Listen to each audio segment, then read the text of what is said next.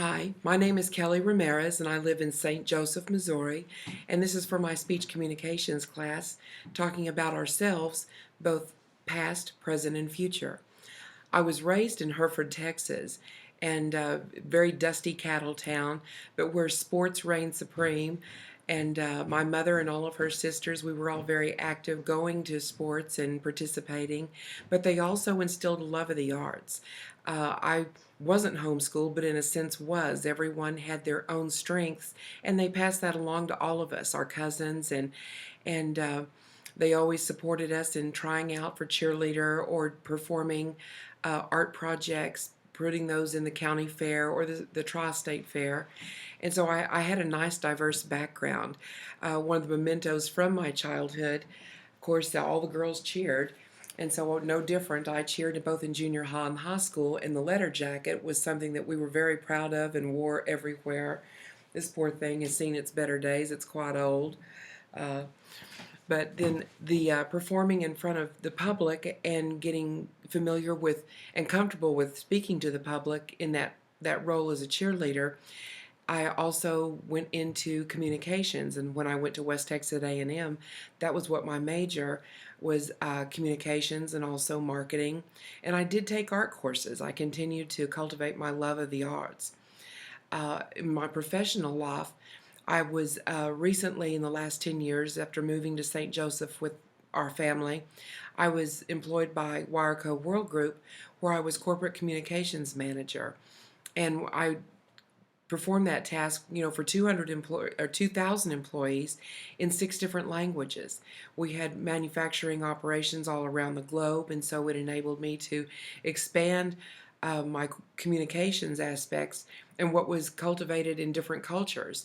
What we could do in one, in the United States wasn't necessarily protocol in China or over in Portugal or South America. So was a wonderful experience being able to perform those duties, where after I was promoted to international oil and gas, maintaining pricing and inventories, of course, around the globe, but primarily in the Middle East and in South America. Wonderful profession, was able to get to know people over in the Middle East, form some wonderful friendships that I still maintain to this day.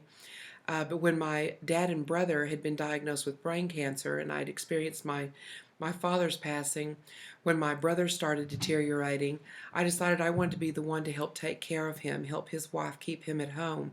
So I walked away from my job in international oil and gas and put myself through nursing school, where this is where I am at the present.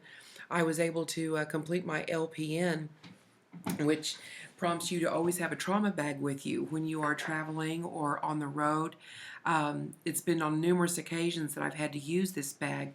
I keep my stethoscope, my blood pressure cuffs, O2 sats. I've used those items when I have found people. Our home is off the parkway, so you see accidents quite frequently with runners, cyclists. I've seen my fair share of broken arms and legs on the parkway. Um, but now with my future, with me coming back to school and wanting to work on my RN, my goal is to be able to do mission work and do medical missions, be on a first responder team, and also preach the Word of God as well. I am very strong in my faith. It's what has helped me through these trial times in the last few years, losing so many family members. My entire family has been diagnosed with cancer now, and only my mother remains. All my brother and stepbrother and my father, they have all perished to the disease. And so one of my last item to help me with my presenting my future goals is my Bible. Even on my mission trips, I will be taking this Bible with me, and as I am helping people medically, I will also help them spiritually. And I hope you've enjoyed this presentation. Look forward to doing more in the future and grooming these skills and becoming better at